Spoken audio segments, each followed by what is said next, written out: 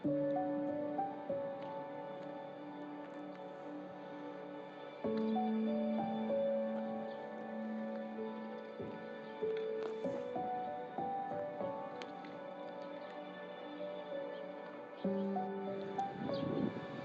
Friends, good morning. আমি সুচন্দা, আপনাদের সকলকে আরও একবার স্বাগত জানাচ্ছি আমার YouTube channel life specialist beyond limitations. এখন রয়েছি, কোথায় রয়েছি বলুন তো? এখন রয়েছি জমজম বলে একটা জায়গায়, যেটা রয়েছে নেপালে, যেখান থেকে মেনলি মুক্তিনাথে যাওয়া হয়। তো আজকে সকালে আমরা এখন মুক্তিনাথ যাওয়ার জন্য রওনা হব। আর অ্যাকচুয়ালি ব্যাকগ্রাউন্ডটা এত সুন্দর, অথচ লাইটটা রয়েছে অপোজিট সাইডে, তাই এক্স্যাক্টলি কোন দিকটায় ভিডিওটা করবো বুঝে উঠতে পারছি না। যাই হোক, আমার মুখটা এতটাও ইম্পর্ট্যান্ট নয়, তার থেকে পিছনের ভিউটা অনেক বেশি ইম্পর্ট্যান্ট। তো আমরা এখন যাব মুক্তিনাথ, তারপর ওখানে কয়েকটা গ্রাম ঘুরবো। মুক্তিনাথে পবিত্র কুণ্ডে একটুখানি স্নান করারও ইচ্ছে আছে, তারপর বাকিটা দেখা যাক। ঘুরতে বেরোলে একটা নিত্য নৈমিত্তিক কাজ হয়ে দাঁড়ায় সকাল সকাল রেডি হয়ে বেরিয়ে পড়া। যেমন এই দিন আমরা সকাল সকাল বেরিয়ে পড়েছিলাম মুক্তিনাথ দর্শনের উদ্দেশ্যে।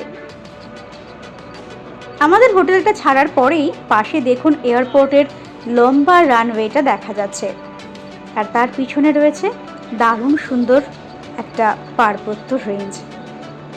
সবাই মিলে একদম রেডি হয়ে বেরিয়ে পড়েছি।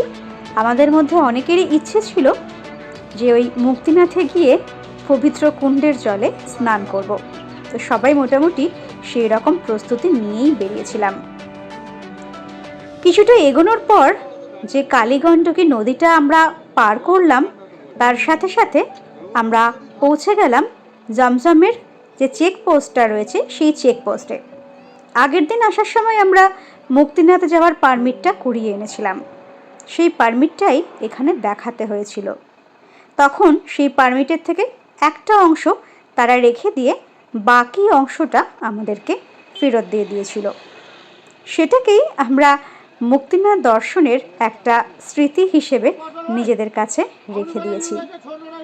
দূরে যে বিশাল বড় বিল্ডিংটা দেখছেন, ঠিক বুঝতে পারছিলাম না এটা একটা হোটেল কিনা। যদি এটা একটা হোটেল হয় তাহলে আমি বলবো এখানে থাকার জন্য সব থেকে ভালো থাকার জায়গা কিন্তু এটাই হতে পারে। যাই হোক, মুক্তিনাথ যাওয়ার পারমিট দেখিয়ে এবার আমরা ফাইনালি রওনা হলাম। আর যত এগোচ্ছি তত চারপাশ একদম ধুধু শূন্য। শূন্য বলতে মানে না সেই রকম শূন্য নয়, মানে গাছপালা শূন্য। গাছপালা প্রায় নেই বললেই চলে। আর যে কটা গাছ দেখা যাচ্ছে ম্যাক্সিমামগুলোই হচ্ছে আপেল গাছ।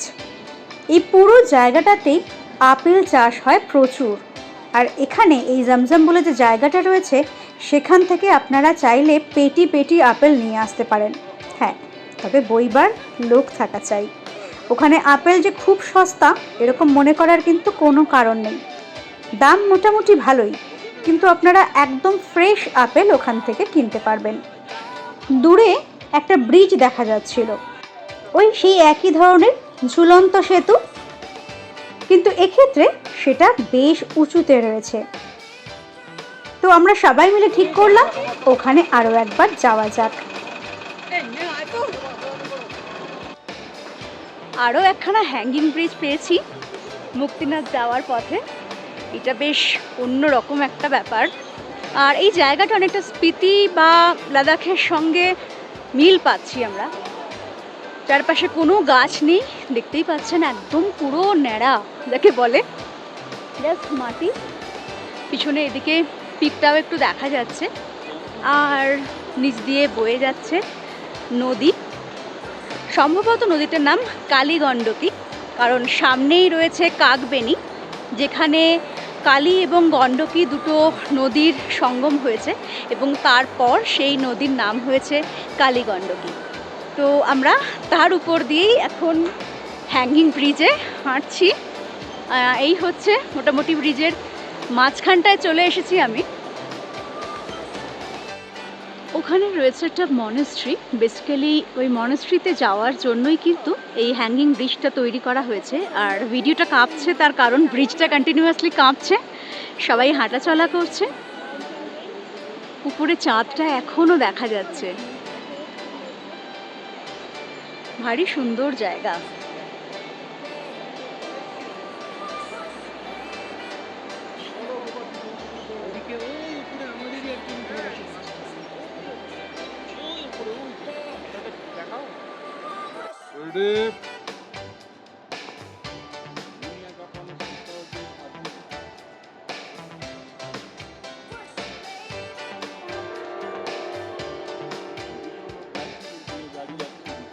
ফটো সেশন করতে করতে আমাদের তো সময় নিয়ে কোনো হুঁশই নেই।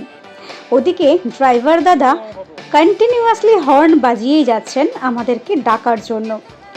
অবশেষে আমাদের ফটো সেশন শেষ করে ছুটে গেলাম বাসে, আর শুরু হলো আরও এক প্রস্থ জার্নি। এই দেখুন রাস্তার উপর দিয়ে পাহাড়ি ছাগলগুলো কি সুন্দর ঘুরে বেড়াচ্ছে। অ্যাকচুয়ালি ঘুরে বেড়াচ্ছে না, নিশ্চয়ই ওদের চড়ানোর জন্য নিয়ে বের হওয়া হয়েছে। আসলে এখানকার মানুষদের মেইন জীবিকা কিন্তু এখনও কৃষিকাজ এবং পশুপালন। আর কৃষিকাজ বলতে এখানে আমি যেটা আগেও বলেছি, মেইনলি যে চাষটা করা হয় সেটা হচ্ছে আপেলের। তবে হ্যাঁ, অন্যান্য জিনিসের চাষও কিছু যে নেই একদম তা নয়, তবে মেইন আপেল বাগানটাই এখানকারের প্রধান অর্থকরী ফসল। আর এখান দিয়ে বয়ে যাওয়া প্রধান নদী হচ্ছে কালীগণ্ডকী।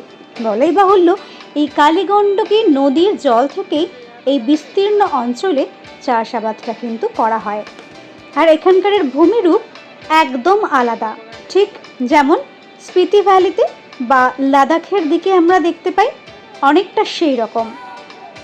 আমার দেখে মনে হলো যে এখানকারের পাহাড়গুলোর মধ্যে পাথরের তুলনায় মাটির পরিমাণটাই বেশি। আর সেই মাটিতেই ক্ষয়কার্যের ফলে নানান রকমের ভূমিরূপের সৃষ্টি হয়েছে। নিচের যে বিস্তীর্ণ উপত্যকাটা দেখা যাচ্ছে ওইটাই কাকবেনি। আমরা মুক্তিনাথ থেকে যখন ফিরবো তখন আমরা কাকবেনিতে যাব। এখন আমরা সরাসরি চলে যাব মুক্তিনাথের দিকে।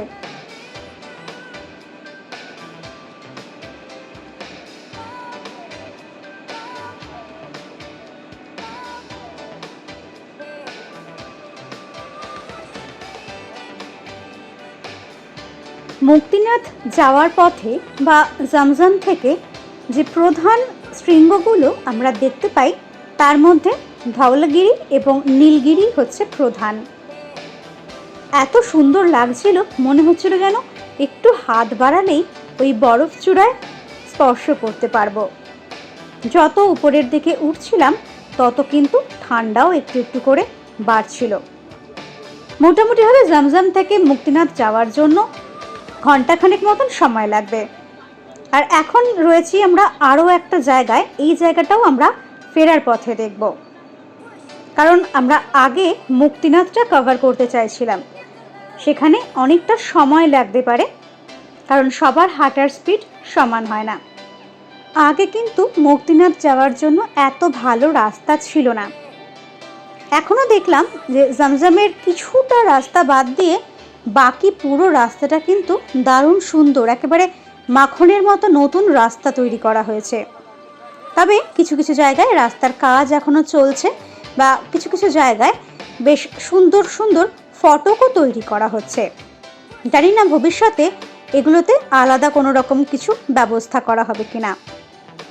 একের পর এক গ্রাম ছাড়িয়ে আমরা এগিয়ে যাচ্ছি।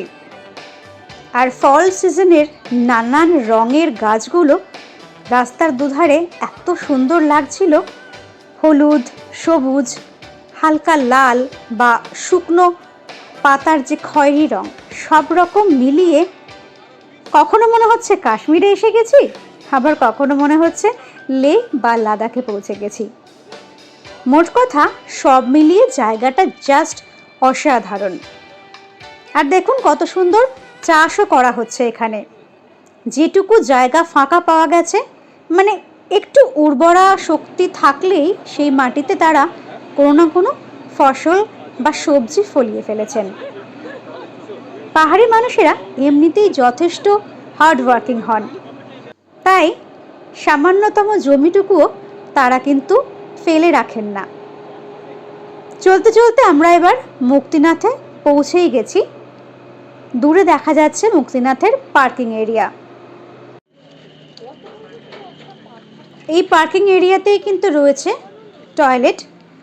আমি সাজেস্ট করব যে আপনারা স্টার্ট করার আগে যদি টয়লেটের কাজটা করার থাকে কারোর, তাহলে করে নেবেন।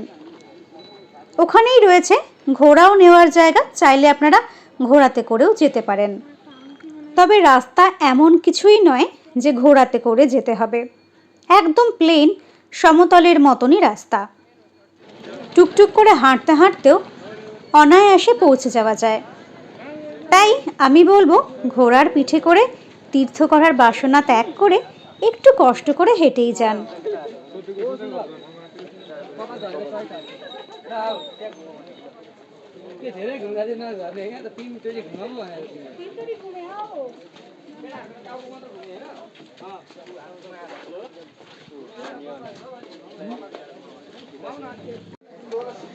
মুক্তিনাথ মন্দিরের গেটে চলে এসেছি।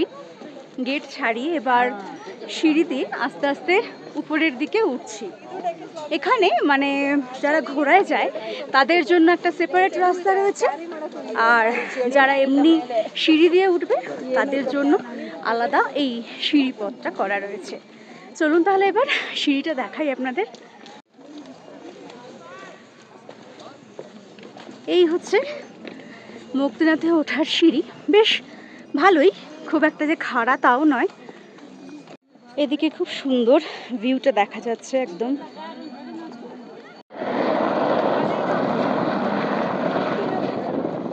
আপনারা চাইলে কিন্তু হেলিকপ্টারে করেও এখানে পৌঁছতে পারেন।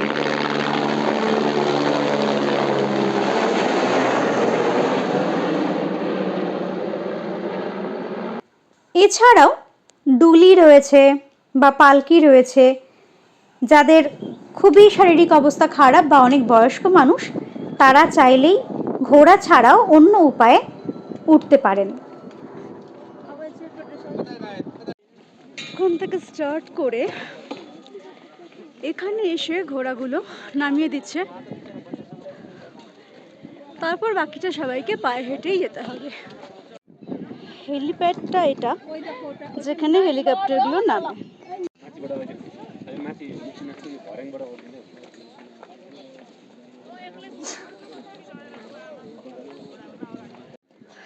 চলে এসেছি, এই হচ্ছে মেন মন্দিরের গেট।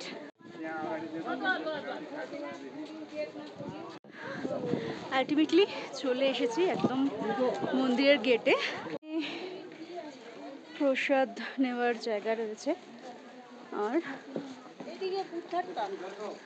উপর দিকে আরো জিনিস রয়েছে, এক এক করে দেখবো।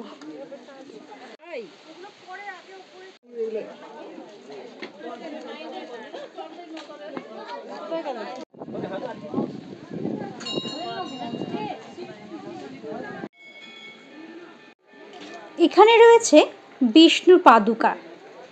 বুঝতেই পারছেন বিষ্ণুর পদচিহ্ন এখানে সংরক্ষিত রয়েছে।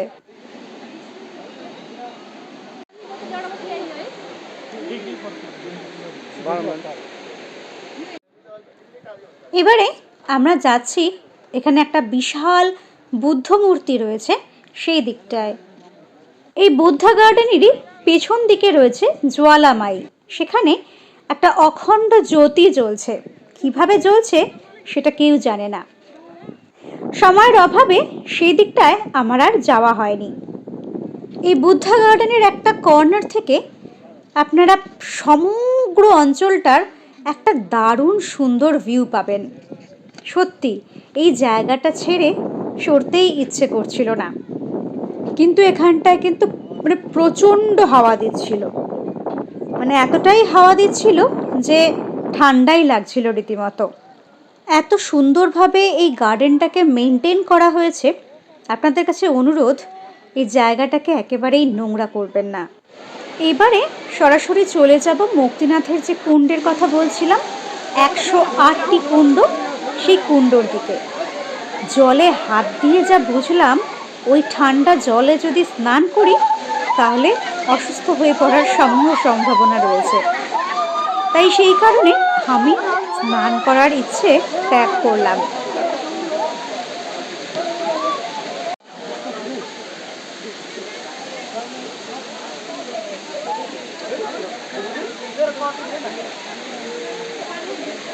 এখানেই সবাই পোশাক পরিবর্তন করছেন এবং তারপর কুণ্ডে স্নান করছেন। মুক্তিনাথ নেপালের নোস্তাং জেলায় অবস্থিত একটি পবিত্র হিন্দু ও বৌদ্ধ তীর্থস্থান। সমুদ্রপৃষ্ঠ থেকে প্রায় ৩,৮০০ মিটার উচ্চতায় এটি অবস্থিত। এই যে দুটো কুণ্ড দেখছেন, একটি পাপ কুণ্ড আর একটি পুণ্য কুণ্ড। প্রথমে পাপ কুণ্ডে ডুব দিয়ে তারপর পুণ্য কুণ্ডে গিয়ে ডুব দিতে হবে। কথিত আছে তাহলে আপনার পাপ সব ধুয়ে যাবে এবং তার পরিবর্তে আপনি পুণ্য লাভ করবেন। বেলা 12টা থেকে 1টা পর্যন্ত মন্দিরের দরজা বন্ধ থাকে। দুর্ভাগ্যবশত আমরা সেই সময়তেই গিয়ে পৌঁছেছিলাম, তাই বেশ কিছুক্ষণ আমাদের লাইনে দাঁড়িয়ে অপেক্ষা করতে হয়েছিল। তাই আমি বলবো সেখানে পৌঁছে আগেই দর্শনটা সেরে নিন, তারপর অনেকটা সময় পাবেন বাকি সমস্ত দিকটা ঘুরে দেখার জন্য। কিন্তু মন্দিরের দরজা যদি 12টায় বন্ধ হয়ে যায় তবে 1টা পর্যন্ত 1 ঘন্টা কিন্তু অপেক্ষা করতে হবে। এই স্থানটি নির্দিষ্ট করা আছে নারকেল ফাটানোর জন্য। হিন্দুরা এটিকে 108টি দিব্য দেশমের মধ্যে একটি হিসেবে বিবেচনা করে, যা ভারতের বাইরে অবস্থিত একমাত্র দিব্য দেশম। বৌদ্ধরা বিশ্বাস করে যে এটি 5টি উপাদানের পবিত্র স্থান। সেই 5টি উপাদান অগ্নি, জল, আকাশ, পৃথিবী এবং বায়ু।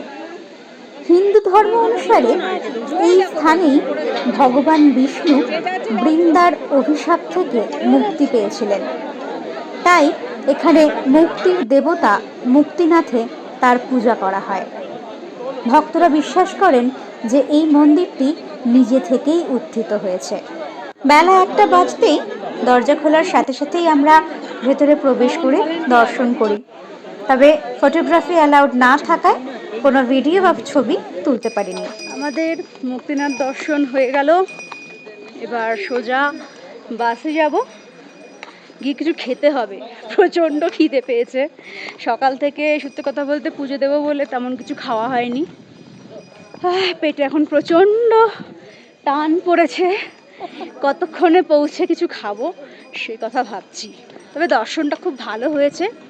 বেলা 12টা থেকে 1টা পর্যন্ত মন্দির বন্ধ থাকে, তাই আপনারা চেষ্টা করবেন তার আগে পৌঁছানোর, তা না হলে কিন্তু 1 ঘন্টা অপেক্ষা করতে হবে।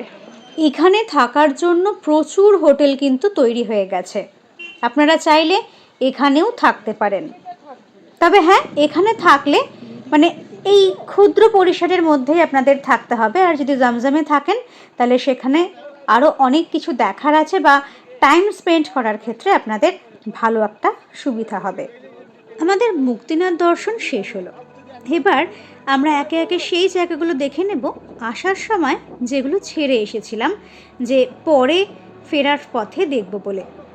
চলতে চলতে মুক্তিনাথ সম্পর্কে আরও কয়েকটি কথা বলে রাখি।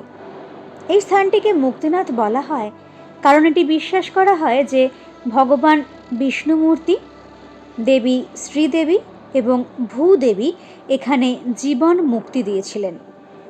মুক্তিনাথ হল প্রভু বিষ্ণুর উপাসনার জন্য বিখ্যাত 8টি পবিত্র স্থানের মধ্যে একটি। এটি একটি স্বয়ম্ভূ ক্ষেত্র বা দিব্য ক্ষেত্র। সংস্কৃত ভাষায় মুক্তিনাথ শব্দের অর্থ মুক্তির স্থান। বিশ্বাস করা হয় যে এই মন্দিরে যাওয়া এবং মন্দিরের যে 108টি নলের পবিত্র জল রয়েছে, যেটা আপনাদেরকে দেখিয়েছি, সেই পবিত্র জলে স্নান করলে পাপ ধুয়ে ফেলা যায় এবং তাদেরকে মুক্তির কাছাকাছি নিয়ে যেতে পারে। আর এই মন্দির কমপ্লেক্সেই একটা বিষ্ণু মন্দিরের সাথে সাথে একটা বৌদ্ধ বিহারও রয়েছে। তাই বুঝতেই পারলেন কেন এটিকে হিন্দু এবং বৌদ্ধ 2 ধর্মের মানুষই এত পুণ্য অর্জন করার একটা স্থান বলে মনে করে। বৌদ্ধ পুরাণ অনুযায়ী কথিত আছে যে তিব্বতী বৌদ্ধ ধর্মের প্রতিষ্ঠাতা গুরু রিনপোচে দ্বাদশ শতাব্দীতে এখানে ধ্যান করেছিলেন এবং আধ্যাত্মিক জ্ঞান অর্জন করেছিলেন। সেই কারণেও বৌদ্ধরা এই স্থানটিকে অত্যন্ত পবিত্র বলে মনে করেন। ধর্মীয় গুরুত্ব বাদ দিলেও শুধু এই স্থানটির প্রাকৃতিক সৌন্দর্য দেখার জন্যও মুক্তিনাথ বারবার যেতে ইচ্ছে করবে। হ্যাঁ, তবে একটা কথা, অনেকেরই শ্বাসকষ্টের সমস্যা হতে পারে, যেহেতু জায়গাটি অনেকটা উচ্চতায় রয়েছে, তাই সাথে করে অবশ্যই কিছু প্রিকশনস যদি আপনাদের প্রয়োজন হয় সেটা সঙ্গে রাখবেন। যেটা আগেও বলেছি, মুক্তিনাথ থেকে ধৌলাগিরি এবং নীলগিরি পর্বতশৃঙ্গ দেখা যায়। এছাড়াও মুক্তিনাথ থেকে অন্নপূর্ণা রেঞ্জের অন্যান্য অনেক পর্বতশৃঙ্গের একটা মনোরম দৃশ্য দেখা যায়।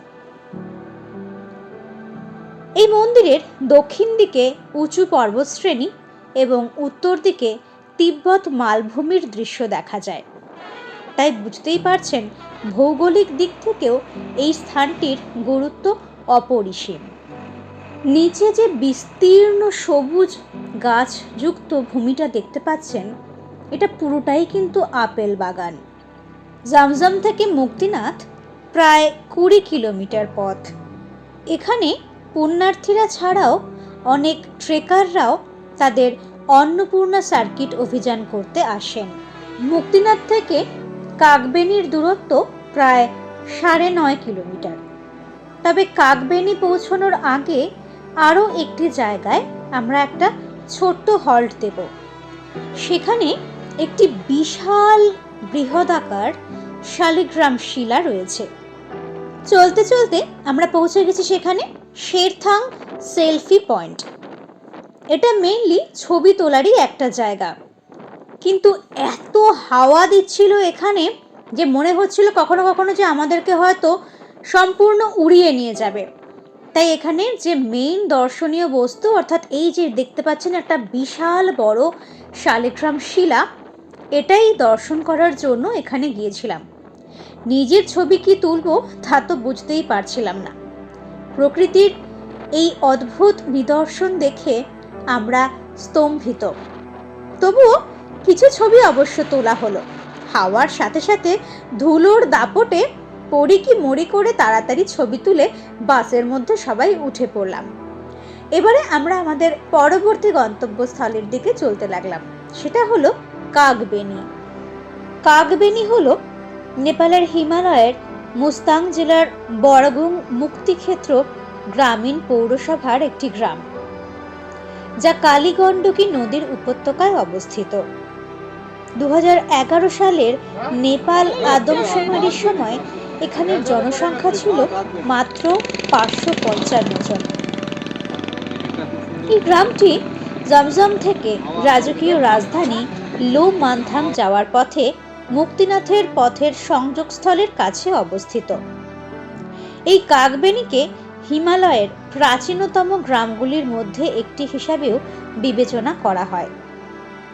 কাগবেনি দুটি পবিত্র নদী মুক্তিনাথ এবং কালীগণ্ডকী এর মধ্যে অবস্থিত।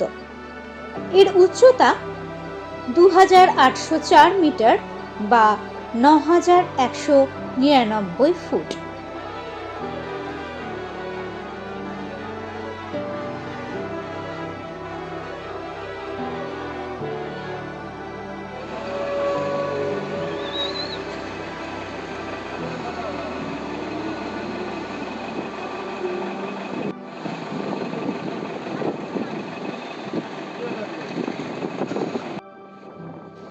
নদীর পাড় ধরে আস্তে আস্তে আমরা যেখানে এসে দাঁড়ালাম সেখানেই রয়েছে কাগবেনির শ্রাদ্ধস্থল, অর্থাৎ এখানেই পারলৌকিক ক্রিয়া সম্পন্ন করা হয়। একটি নদী মুক্তিনাথের দিক থেকে বয়ে আসছে এবং অপর একটি নদী চীনের দিক থেকে বয়ে আসছে। এই দুটি এসে মিলিত হয়েছে এই কাগবেনিতে, অর্থাৎ দুটি নদীর সঙ্গম স্থল হলো এই কাকবেনি। আমাদের যিনি গ্রুপ লিডার রয়েছেন, ওনার কথা অনুযায়ী চীন থেকে যে নদীটি আসছে তার নাম কালী, এবং মুক্তিনাথের দিক থেকে যে নদীটি আসছে তার নাম গণ্ডকী, এবং এই দুই নদী মিলেমিশে তৈরি হচ্ছে কালী গণ্ডকী নদী। কিন্তু কোথাও কোথাও জানতে পারলাম যে মুক্তিনাথের দিক থেকে যে নদীটি আসছে এই নদীটির নাম নাকি মুক্তিনাথ, আর চীনের দিক থেকে যেটি প্রবাহিত হচ্ছে সেটি নাকি কালী গণ্ডকী, এবং এই দুই নদী এখানে মিলিত হচ্ছে। একেবারে সঠিক কোনটি সেটা তো হয়তো ভূগোল বইতে পাওয়া যাবে, তবে আমি দু রকমের তথ্যই কিন্তু জানতে পেরেছি। এর মধ্যে কোনটি সঠিক সেটা জানার জন্য আপনাদের কমেন্টের অপেক্ষায় রইলাম। দেখছেন নদীর কি গর্জন? এর থেকেও বেশি গর্জন হচ্ছিল ওখানে। আমরা একে অপরের কথা পর্যন্ত শুনতে পাচ্ছিলাম না। ওখানেও ছিল একটা হ্যাঙ্গিং ব্রিজ। এত হাওয়া দিচ্ছিল যে একে অপরের কানে কানে গিয়ে কথা বলতে হচ্ছিল, তা না হলে মুখের কথা কারুর কান অবধি পৌঁছচ্ছিল না। তবে জায়গাটা কিন্তু ভারী আনন্দের, আমরা বেশ মজা করেছিলাম এখানে, কিন্তু প্রচণ্ড ঠান্ডা লাগছিল। কালীগণ্ডক হয়ে চলে যাচ্ছে, আর আমরা এখন হ্যাঙ্গিং আউট হচ্ছে।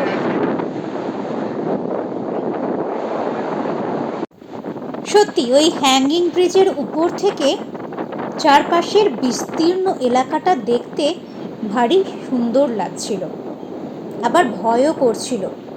তার কারণ নিচে নদীর যা স্রোত, যদি বাই চান্স হাত থেকে মোবাইলটি পড়ে যেত তাহলে তার আর কোনো অস্তিত্বই খুঁজে পাওয়া যেত না। কাকবেনির পালা চুকিয়ে এবার আমরা আবার রওনা হলাম জমজমের দিকে। আমাদের আরও একটি জায়গায় যাওয়ার আছে জমজম পৌঁছানোর আগে, এবার আমরা সেখানেই চলেছি। আমাদের পরবর্তী গন্তব্যস্থল হলো ধুম্বা হ্রদ বা ধুম্বা লেক। এটি মুস্তাং জেলায় 2830 মিটার উচ্চতায় একটি লেক। জমজম থেকে প্রায় 5.5 কিলোমিটার পশ্চিমে রয়েছে। এই হ্রদটি প্রায় 150 মিটার লম্বা এবং 100 মিটার চওড়া।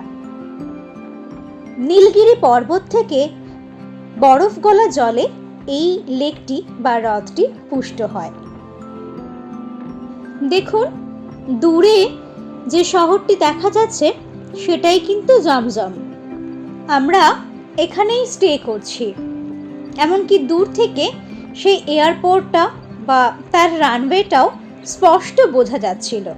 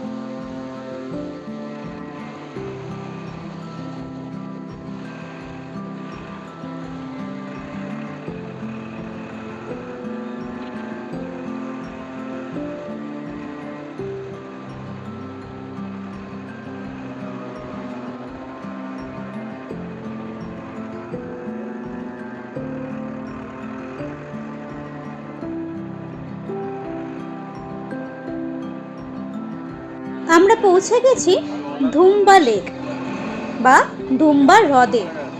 এখানে প্রবেশের জন্য 50 টাকা করে প্রবেশ মূল্য লাগে, তবে এটা শুধুমাত্র আমাদের ক্ষেত্রেই প্রযোজ্য ছিল। সেখানকার লোকাল মানুষদের জন্য কোনো রকম অর্থ কিন্তু লাগে না।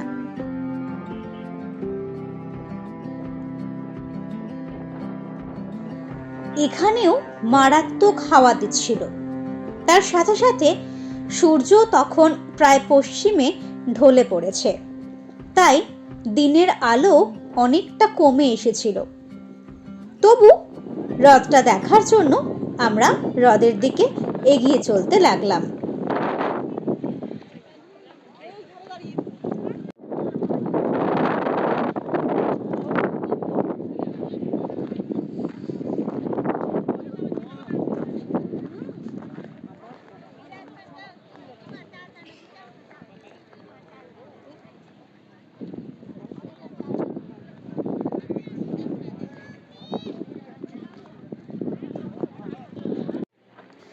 বৌদ্ধ এবং তীর্থযাত্রীদের কাছে এই হ্রদটি অত্যন্ত পবিত্র।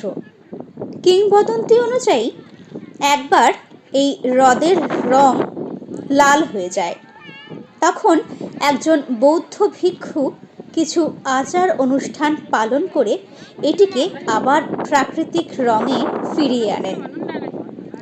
ধর্মবিশ্বাসের কারণেই এই হ্রদে নাকি কোনো মাছ হয় না।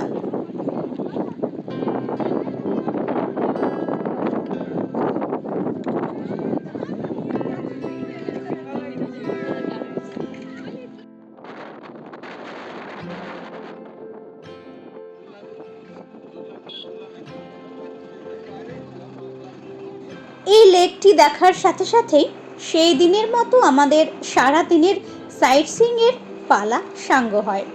এবার ঘরে ফেরার পালা। এই হ্রদটিকে দেখে আমার অনেকটা ছাঙ্গু লেকের কথা মনে পড়ে গিয়েছিল। সেটিকেও যেমন পবিত্র বলে মনে করা হয়, ঠিক একই রকম এই লেকটিকেও বুদ্ধ ধর্মাবলম্বী মানুষেরা খুবই পবিত্র বলে মনে করেন। এমনকি অনেক হিন্দু তীর্থযাত্রীরাও এই পবিত্র জলকে বাড়িতে পর্যন্ত নিয়ে যান। তবে আমি শুধুমাত্র মুক্তিনাথের থেকে যে 108টি কুণ্ডর জল ছিল সেটাই বাড়িতে এনেছি। এই লেকের জল আমার আর আনা হয়নি। এছাড়াও এই হ্রদটিকে চারপাশ থেকে প্রদক্ষিণ করার মতো বাঁধানো রাস্তাও রয়েছে। পুরো হ্রদটিকে ভালো করে ঘুরে দেখা এবং ছবি তোলার জন্য হাতে অন্তত ঘন্টাখানেক সময়ের অত্যন্ত প্রয়োজন। আমাদের হাতে অতটা সময় ছিল না, তাই এবারের জন্য সেটা আর করা হয়নি। যাক, দেখুন দূর থেকে জমজমের যে লেখাটা দেখা যাচ্ছে পাহাড়ের গায়ে, সত্যি এত সুন্দর এই জায়গাটা। জমজম দীর্ঘদিন আমার মনের স্মৃতির মণিকোঠায় অমর হয়ে থাকবে।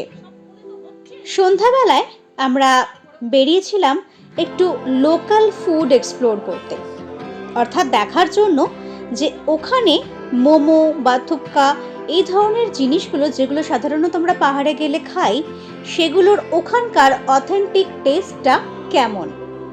আমরা chicken momo with soup order করেছিলাম।